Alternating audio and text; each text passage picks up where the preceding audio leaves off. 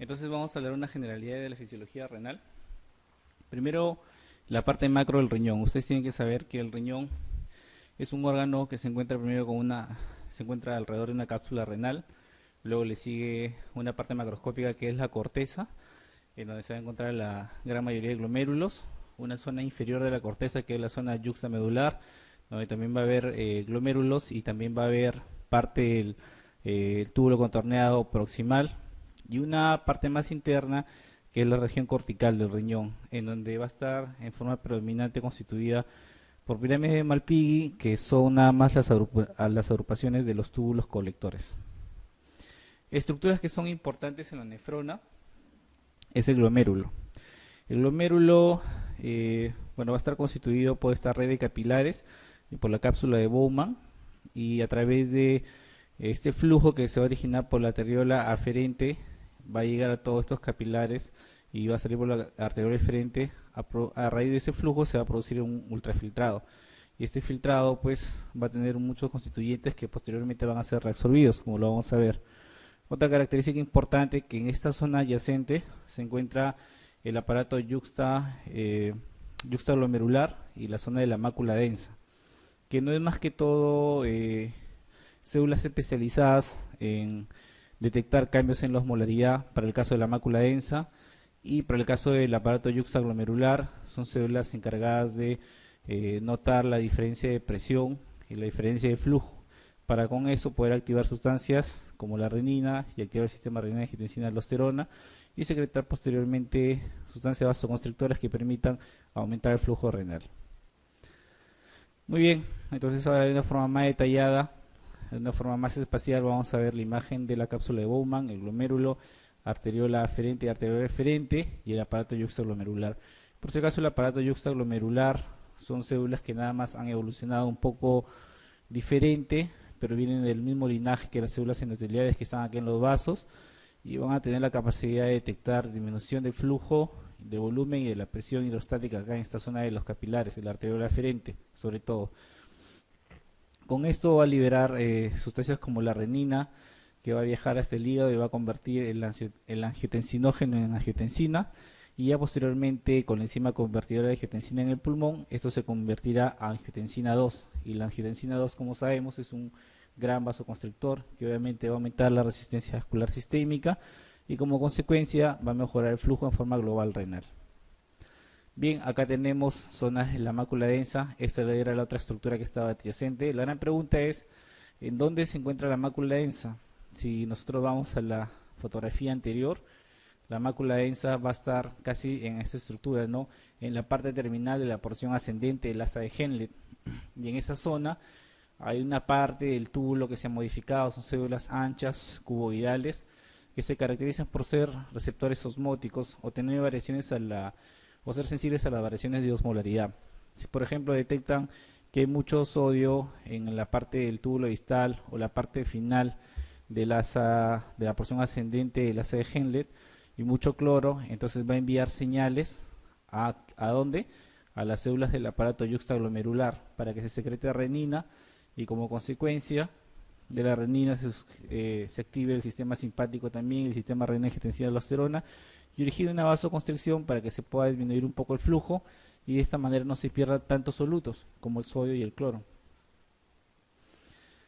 Y esta es una imagen global de cómo se van a distribuir las funciones en las diferentes partes de la nefrona. A grandes rasgos, todo el filtrado se produce acá en la zona de la cápsula de Bowman. En el túbulo contorneado proximal uno reabsorbe gran cantidad de sodio y agua, a su vez también en el túbulo contorneado distal, y acá, gracias a las acoporinas, el porcentaje de agua restante.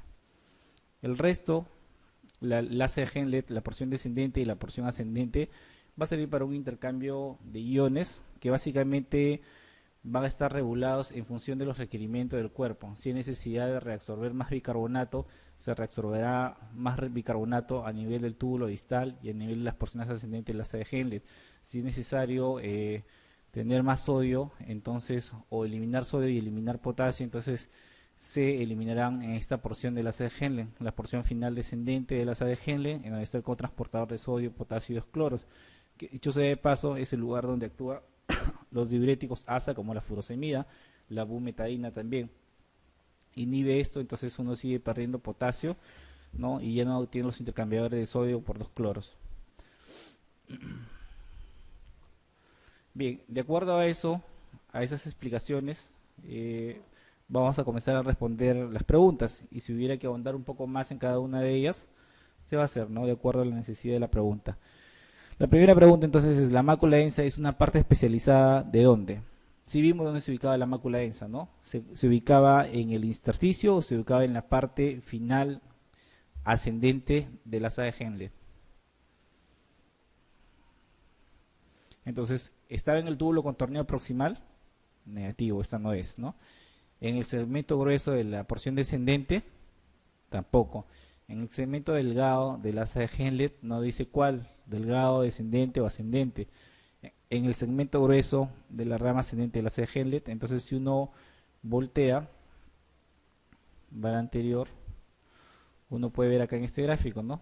La porción ascendente, la parte gruesa ascendente del asa de Henle, y casi en el límite con el túbulo contorneado distal es donde se dispone acá en estas células osmorreceptoras de la mácula densa, y acá en este intersticio junto con células mesangiales se encuentra el aparato yuxtaglomerular. Entonces relacionen siempre yuxtaglomerular con renina, angiotensina, aldosterona, y relacionen siempre mácula densa con cambios en la osmolaridad en la orina, como por ejemplo mucho sodio o mucho cloro. Entonces tengo mucho sodio o mucho cloro, estimulo, ¿qué va a pasar? Este sodio va a pasar dentro de la célula de la mácula densa. Como tiene sodio, entonces va a jalar agua también dentro de la célula para que se mantenga la isotonicidad celular. ¿Y qué es lo que va a pasar? La célula se va a hinchar. Este es un estímulo para que libere sustancias mediadores parácrinos, se dice. No hay una sustancia específica todavía. Y esos mediadores parácrinos van acá alrededor de las células del aparato yuxtaglomerular. Las activan y estas células ya disparan el sistema de renina, angiotensina, aldosterona, con la finalidad de aumentar o disminuir el flujo renal según la conveniencia. Si yo quiero disminuir los solutos que están pasando ya en este tramo final del túbulo distal y tubo colector, entonces disminuiré el flujo de la arteria renal, ¿no? Aferente, perdón. Y si es que quiero aumentar porque está muy hipotónico lo que está llegando al túbulo distal, entonces la mácula densa me ordenará por intermedio del aparato yuxtaglomerular una mayor dilatación de la arteriola eferente para que haya mayor flujo. ¿Ok? Muy bien, entonces acá la respuesta, ¿cuál sería? La letra D. Y esta es una representación gráfica macro de un corte, si se puede decir, triangular de toda la estructura renal que va desde la cápsula hasta la corteza. Hablamos primero que hay una grasa perirenal, después hay una cápsula fibrosa, luego hay una zona subcapsular en donde podemos encontrar parte de los túbulos proximales, y una zona propiamente dicha de la corteza, que es intermedia antes de los cuellos, y en acá vamos a encontrar dos grupos de nefronas, ¿no? Los grupos de los corpúsculos renales, los superiores, que básicamente van a ser cápsulas de Bowman con glomérulo, y acá una porción que también se llama yuxtamedular porque está casi al límite muy proximal con la zona de la médula. Si se dan cuenta, en cada una de esas nefronas se esquematiza bien la porción ascendente, la porción descendente también, el asa de Henle del túbulo contorneado distal, y obviamente todos desembocan en los túbulos colectores, ¿no? Que cuando se unen forman un túbulo colector grande, y obviamente cuando esto se ve en forma macro, esto forman las pirámides de Malpighi. Estos vienen a desembocar acá en las papilas colectoras, y estas papilas colectoras en las cálices menores. En las cálices menores, luego en las cálices mayores, y en las cálices mayores desembocan a la papila renal, y obviamente en la papila renal es donde ya sigue su trayecto por los uréteres. Muy bien, esta es la imagen macro que les mencionábamos. Aquí hay parte de la circulación, ¿no? Las arterias renales se subdividen en varias zonas, arterias interlobares que van acá, dentro de estas también se subdivide, acá hay pequeños lobulillos renales, arterias interlobulares, y después hay unas arterias que son transversales junto con su paquete venoso, que son las arterias arcuatas o arterias arqueadas. Estas dan unos ramos, que son unos túbulos rectos o vasos rectos, tanto arterias como venas, y de ahí se desprenden pequeñas arterias que son las arteriolas aferentes y posteriormente las eferentes para los vasos. Eso es en cuanto a vascularidad. Entonces leemos acá, los vasos rectos verdaderos se originan a partir de ¿dónde? de las arterias arcuatas, interlobares o interlobulares? Muy bien, la respuesta es la letra B. Ahora vamos a analizar un poco de fisiología, la fisiología renal, que está muy relacionada con la fisiología cardiovascular.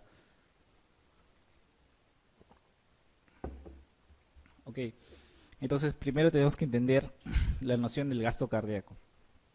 Gasto cardíaco es el producto de la frecuencia cardíaca por el volumen latido. Es la cantidad de sangre que el corazón bota en un minuto. Por eso que se multiplica por la frecuencia. La frecuencia cardíaca obviamente en un minuto. Este volumen latido también es conocido como el volumen sistólico o volumen stroke. Tienen que saber ustedes, ¿no? Y ahora la medicina, la fisiología ha ahondado mucho en este punto. No es que no se haya descubierto. Eso siempre ha estado en nuestras narices y en nuestro delante, pero nunca se le prestó tanta atención como ahora. El volumen sistólico se ha vuelto un determinante para poder saber si es que una persona tiene respuesta a fluidos o no. Y tal vez el futuro, cuando ustedes ya sean residentes o cuando sean asistentes, ya no van a hacer los retos de fluidos basándose simplemente en la presión arterial o en la presión venosa central, sino de repente en el análisis del volumen sistólico y sus variaciones en el tiempo.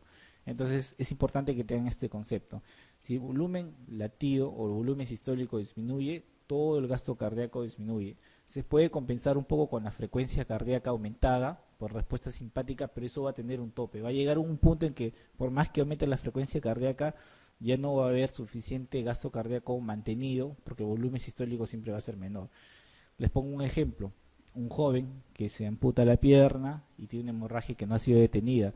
Entonces lo primero que va a pasar es una respuesta simpática, ¿no? Y que va a originar aumento de la frecuencia cardíaca. Eso es un cronotropismo positivo. Entonces, como ha perdido sangre, la presión venosa que llega al corazón en el lado derecho es menor, como consecuencia llega menos sangre hacia el lado izquierdo. Si llega menos sangre hacia el lado izquierdo, el volumen latido es menor. Para compensar esto se eleva la frecuencia cardíaca. Pero esto tiene un cierto límite.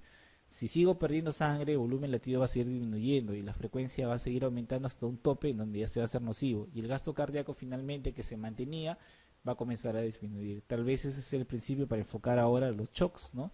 Ver si el problema está en la alteración del volumen latido o el volumen sistólico. Bueno, entonces teniendo un gasto cardíaco adecuado, uno va a poder sacar el flujo sanguíneo renal. Bueno, ya matemáticamente el flujo sanguíneo renal es el 20% de todo el gasto cardíaco. Y de este flujo sanguíneo renal hay un flujo sanguíneo renal efectivo, que significa es el 85% de lo que se da a corteza específicamente para que se haga el filtrado a través de la cápsula de Bowman, ¿no? En la nefrona. 15% se va a las pirámides, ¿no? Y esto va a irrigar, pues son los vasos que van a estar irrigando las partes de las asas de Henle y los túbulos contorneados, que también necesitan irrigación y nutrientes. Entonces, el 85% del flujo sanguíneo renal es conocido como flujo sanguíneo renal efectivo. Ahora, el flujo sanguíneo, también hay otro tipo de flujo que es el flujo plasmático renal efectivo. Y esto equivale al 60% del flujo sanguíneo renal efectivo. Entonces, es el porcentaje del plasma que en verdad se va a la corteza del riñón para poder realizar la función de depuración y eliminación de sustancias y filtrado de todo el plasma. Siempre se tiene que calcular cuando hay un hematocrito de 40 o más, ¿no? Que significa una hemoglobina aproximadamente de 13, ¿no? Porque mucho va a depender de esto. Y una forma de medir el flujo plasmático renal efectivo es por medio de la filtración de ácido amino parahipúrico. Ahora, tenemos también otra variable que es la tasa de filtrado glomerular. La tasa de filtrado glomerular normalmente siempre es el 20% de la tasa de flujo renal efectiva. Y la forma de poder medirla en laboratorio, porque esto no se hace en la parte práctica diariamente cuando uno quiere medir la función renal, esto no se hace de una forma rápida en el hospital, sino son test ya fisiológicos, test que se hacen ya en los laboratorios de nefrología, ¿no? Para mayor estudio, y se hace por medio de la filtración y eliminación de inulina. La fracción de filtración, de acuerdo a esto, va a ser igual a la tasa de filtrado glomerular sobre el flujo plasmático renal efectivo. El flujo plasmático renal efectivo, acuérdense que una forma de medirlo es con el ácido amino paraipúrico y la tasa de filtrado glomerular con la inulina. Y este cociente tiene que ser igual a 2, 0.2. De acuerdo a eso, vamos a ver las siguientes preguntas. 3. En relación con el flujo sanguíneo renal, señale la respuesta falsa. ¿Representa entre un 20 a 25% del gasto cardíaco? ¿Se mantiene constante con presiones arteriales entre 80 y 150 milímetros de mercurio? También. ¿El 90% de la sangre que llega al riñón pasa por los glomérulos? ¿La distribución de flujo sanguíneo en el riñón es homogénea? ¿Qué vimos? Que el 15% solamente era para la médula y el 85% ¿dónde se iba? A la corteza, ¿no? Entonces esa es la alternativa que aparentemente no es correcta. Y los vasos rectos forman parte de un circuito de baja presión, así es, para que pueda darse flujo y pueda hacerse filtrado. La respuesta sería la alternativa D. El cociente urea-creatinina plasmática está aumentado en todas las siguientes situaciones excepto. Este cociente es muy utilizado en el hospital, es una medida indirecta de la agudeza o de la falla renal aguda, ¿no? Puede haber otros scores como el score Acute Kidney Injury, ¿no? O el score Rifle, que se utiliza también en áreas críticas como en emergencia o en la UCI. Pero la alteración también de este cociente nos está indicando que puede haber algo alterado. Por ejemplo, un paciente que no tiene ninguna patología renal y que comienza a ver hipoperfusión y como consecuencia disminución del flujo renal, lo primero que va a comenzar a aumentar es la urea en el organismo y posteriormente la creatinina o incluso la creatinina puede aumentar y sin embargo nosotros cuando usamos la creatinina lo podemos encontrar en valores aparentemente normales, entre 0.8 y 1.2, pero lo que pasa es que la creatinina depende de la masa muscular y si es una persona delgada que tenía en su basal creatinina de 0.6 y aumenta a 0.1, quizás ha habido también un aumento de urea, pero también de la creatinina, sino que como cae dentro de los rangos normales nosotros pensamos de que no ha aumentado, sino que solamente ha aumentado la urea. Por eso es importante saber qué es lo que nos dice la creatinina. Muy bien, y entonces en unas situaciones como hipovolemia por una hemorragia digestiva, ¿no? En una situación de una insuficiencia cardíaca que origina bajo gasto, y si origina un bajo gasto cardíaco, obviamente hay menor disminución de flujo sanguíneo renal.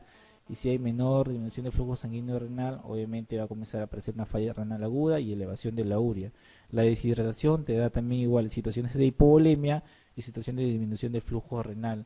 Situaciones hipercatabólicas también, pero la radiomiólisis no. La radiomiólisis es al contrario, ¿no? Tiene sustancia de desecho que tapona al riñón en este caso, ¿no?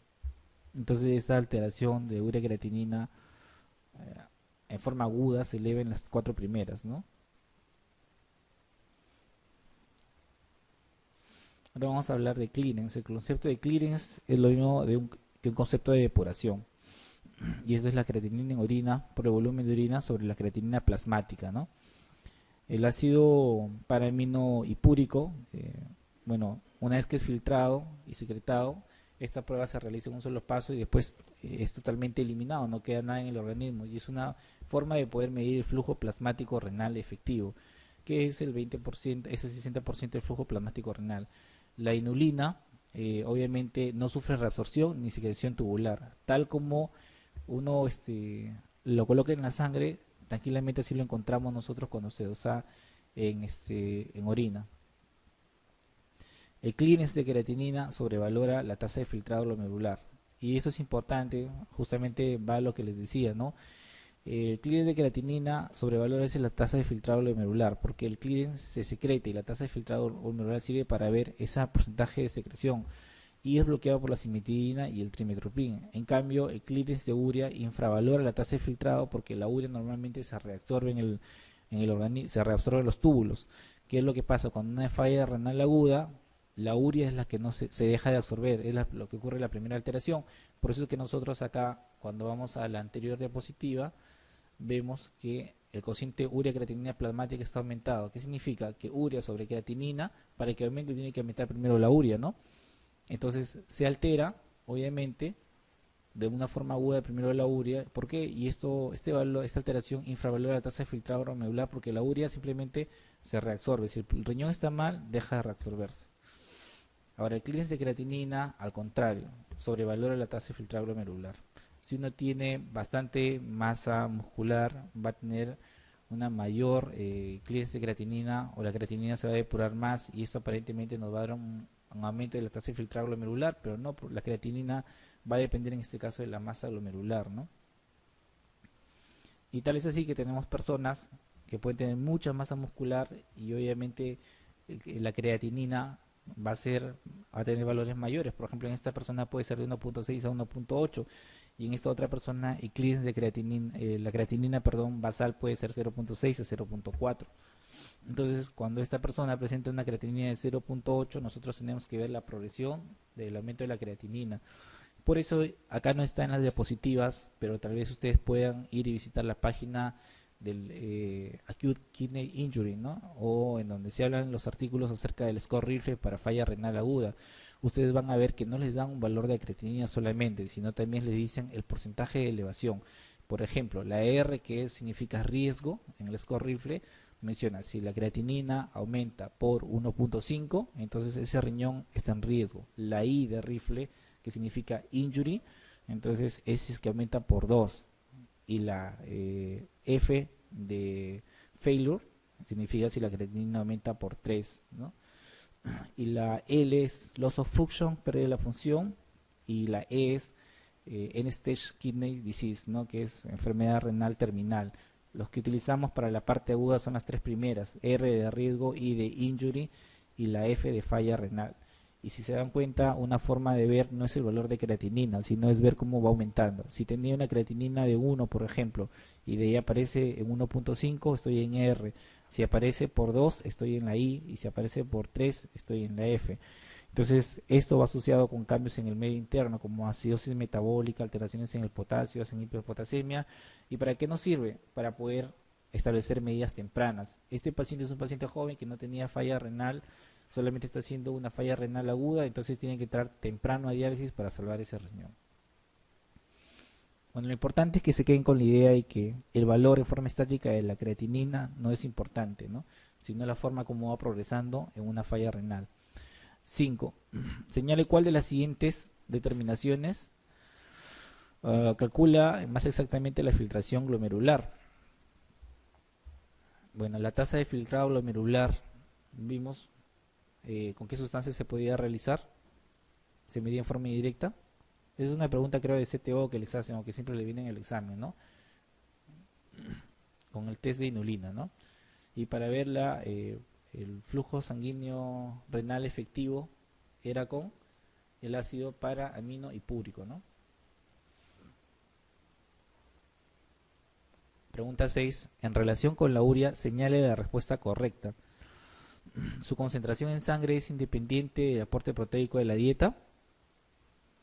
Su determinación plasmática se correlaciona mejor con la de creatinina, con el deterioro, se correlaciona mejor que la de la creatinina con el deterioro de la filtración glomerular. Presenta secreción tubular. El aclaramiento de urea tiende a subestimar el filtrado glomerular. Ninguna de las anteriores. Recuerden, la urea se secretaba hacia el túbulo o se reabsorbía. Recuerden que vimos eso, la urea se reabsorbía, o sea, de los túbulos hacia adentro, y cuando había una falla renal, por eso aumentaba, ¿no? Entonces, ¿quién se secretaba? La creatinina, ¿no? Entonces, la respuesta C es incorrecta. La pregunta A también es incorrecta, porque sí depende del aporte proteico de la dieta. Su determinación plasmática se correlaciona mejor que la creatinina con el deterioro del filtrado glomerular falso. Sola la urea no, sino la relación urea-creatinina. Presenta secreción tubular, esto es falso también, pero el aclaramiento de la urea tiende a subestimar el filtrado glomerular. Esto sí, veíamos que el clearance de urea subestimaba y el clearance de creatinina sobreestimaba la tasa de filtrado glomerular. La alternativa es la letra D. 7. En relación con la creatinina, señale la respuesta incorrecta. Su tasa de producción depende de la masa muscular del sujeto. Ese es afirmativo. es secretada por el túbulo. Vimos que la urea es la que es secretada, y la creatinina, perdón, es secretada y la urea es reabsorbida, ¿no? O sea, este es verdadero. Sobrevalora el filtrado glomerular, esto también es verdadero. Su secreción por el túbulo es mayor según aumenta el filtrado glomerular, alcanzando hasta un 20% de eliminación. Y la cimetidina compite con la secreción tubular de creatinina, esta también es verdadero, ¿no? Vimos que la cimetidina y el trimethoprim inhibían la secreción de urea, ¿no? Por eso competían con esta sustancia. Entonces, siendo la A, la B, la C y la E verdadero, la D es la alternativa falsa.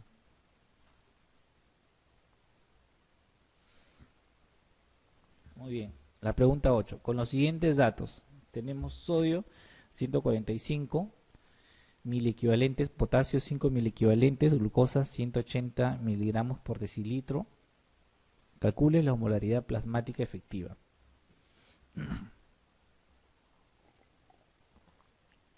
Bueno, esta es una cuestión de fórmula, nada más que ustedes tienen que aprenderse por si les viniera una pregunta así en el examen. Pero entiendan acá varias cosas. La osmolaridad plasmática totalmente calculada, mejor dicho, ¿no? O neta, va a depender de varias sustancias, del sodio, de la glucosa, va a depender del BUN o de la urea, va a depender también del porcentaje de etanol, si es que tuviera en el organismo el paciente, ¿no? Y etcétera, ¿no? Sustancias que cada vez son menores. Pero una forma práctica de calcular la osmolaridad plasmática es la osmolaridad plasmática efectiva, o como dicen muchos libros de medicina intensiva de emergencia, la tonicidad plasmática, ¿no? Y eso solamente va a depender de dos sustancias, del sodio y de la glucosa. La fórmula es osmolaridad plasmática efectiva o tonicidad plasmática, que es lo mismo, es igual a 2 veces el sodio más la glucosa sobre 18. Entonces, calculen con eso la osmolaridad plasmática efectiva.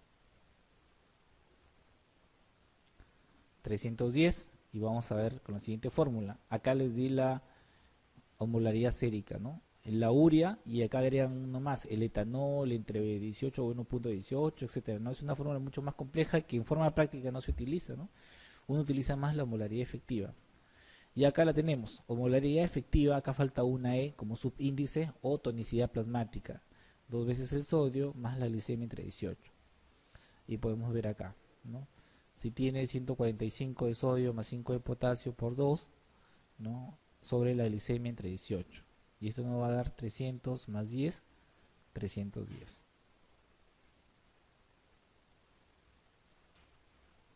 La respuesta es la alternativa. Es una cuestión de fórmula. Esta fórmula es en práctica porque nos sirve para poder evaluar cuando hay cambios en la osmolaridad en pacientes que llegan con crisis hiperglicémica. Si se dan cuenta acá, los dos grandes determinantes de la osmolaridad es el sodio y es la glicemia en la tonicidad plasmática, ¿no? El sodio se multiplica por 2 y la glicemia se divide entre 18. Hay pacientes que llegan con crisis hiperglicémicas, específicamente hablando de estado hiperosmolar, y tienen glicemias hasta de 1000. Yo he podido ver glicemias de 1100, ¿no? 1090, imagínense, cuando lo normal es de 70 a 110. Imagínense ustedes dividiéndolo entre 18, cuánto va a aumentar la osmolaridad, ¿no? La osmolaridad muchas veces salía 300 o 350, perdón, 360. Y había que bajar eso. Pero ¿cómo se utilizaba cómo se sacaba la tonicidad o la osmolaridad efectiva? Con esta fórmula, ¿no? Y eso nos sirve para ir controlando a medida que se va dando el tratamiento, cada 12 horas, cada 6 horas, y la osmolaridad va disminuyendo. Bien, 9. Con los siguientes datos, sodio 145, cloro 108 y bicarbonato 24. Calcule el anión GAP.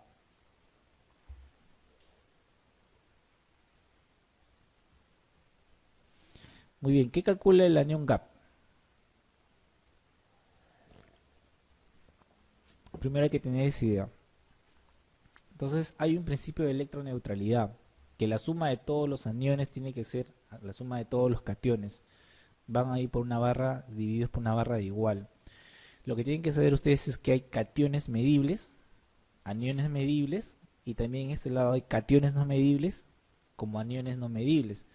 Entonces, para saber las cargas o la cantidad de cargas o la diferencia de esos iones no medibles, lo que se hace es simplemente a los cationes que están en mayor cantidad se les resta los aniones medibles y pasa para este lado de la fórmula, ¿no? Y para el otro lado se supone que va a tener que mantener la igualdad los cationes no medibles menos los aniones no medibles. Entonces el anión gap es el uso de, o a través de los cationes y aniones medibles, uno calcula la carga neta de los aniones y cationes no medibles. El anión gap sirve justamente para eso, para ver cómo están variando los aniones no medibles, aniones y cationes no medibles. La fórmula es así: sodio menos la suma, entre paréntesis, de bicarbonato más cloro. Y lo pueden ver acá. Acá la respuesta es la B. El anión GAP es el sodio menos la suma del bicarbonato más cloro. Entonces pueden ver acá 145 menos 24 más 108, la diferencia que nos da. Normalmente el anión GAP tiene un valor de 10 más menos 2. Entonces, acá ¿cuánto nos sale? Nos sale 13. Está dentro del rango todavía, ¿no? O ligeramente ahí elevado. Muy bien, pregunta 10. Señale en cuál de las siguientes situaciones puede encontrar un pH urinario menor de 5.5. Bueno, esto ya una cuestión de teoría, ¿no? En el estudio de las acidosis metabólicas, uno tiene que ir clasificándolas luego en acidosis metabólicas GAP elevado o GAP no elevado, como vimos. Las clásicas acidosis metabólicas GAP elevado son las acidosis metabólicas por hiperlactacidemia, ¿no? Por cetoacidosis diabética, por intoxicación por salicilatos, antidepresivos tricíclicos o intoxicación por sustancias extrañas como el metanol, por ejemplo, ¿no?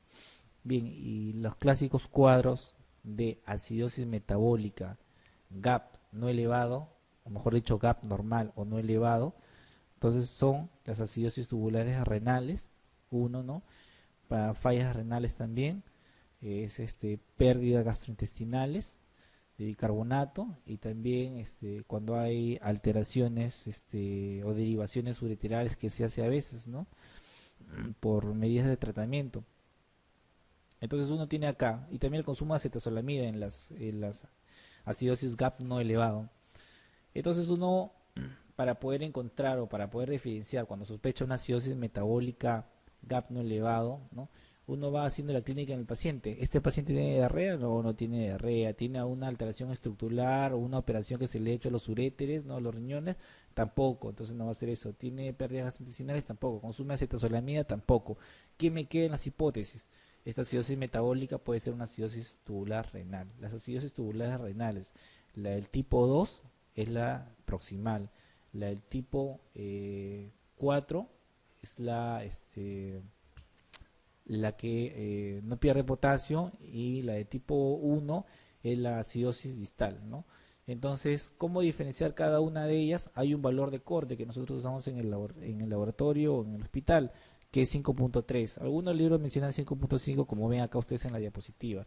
Si yo tengo una acidosis tubular renal tipo 2, que es proximal, o la 4, ¿no? Que es básicamente un hipoaldosteronismo, ¿no? Como la que ven acá en la alternativa C, siempre el pH urinario es menos de 5.3 o menos de 5.5. O sea, acidosis tubular tipo 4 o la de tipo 2. Y la que es mayor es la distal. Entonces, ¿en cuál de las siguientes situaciones uno puede encontrar un pH urinario menor de 5.5? La respuesta es en la acidosis tubular proximal. En la de tipo 4 no solamente es por hipoaldosteronismo, sino hay varias causas, por eso es que acá no entraría como alternativa.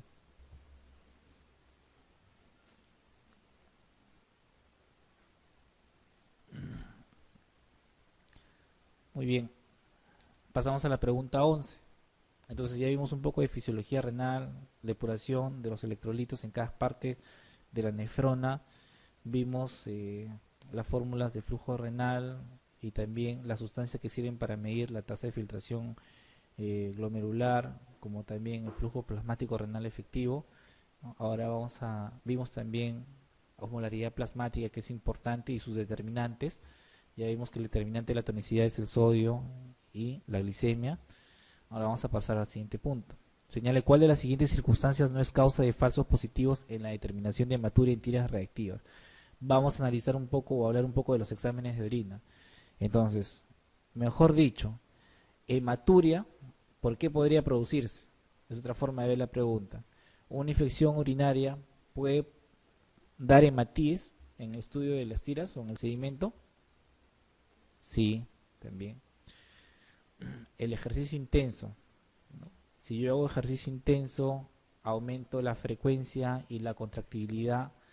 ¿Por qué? Porque va a haber una descarga adrenérgica, descarga simpática. Entonces va a aumentar la resistencia vascular sistémica y van a aumentar también los flujos renales. Si aumenta el flujo renal en la arteriola aferente y va con más presión, no solamente va a filtrar plasma y algunas sustancias, sino también va a filtrar con esa velocidad y esa presión algunos eritrocitos. El ejercicio intenso también lo puede ser.